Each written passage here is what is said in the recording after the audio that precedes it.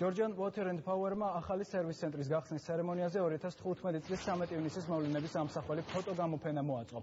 ახალი სერვის ცენტრი ისანი სამგორის რაიონის მოსახლეობას გაუწევს მომსახურებობას, აქ მომხმარებელს გაუმჯობესებულ სტანდარტებს შესთავაზებენ.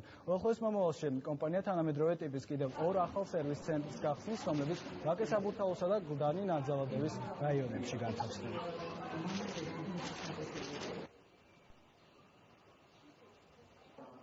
Ვაახერხებთ ჩვენს სერვის ცენტრებს, ანუ ვაუმჯობესებთ ჩვენს მომსახურებას.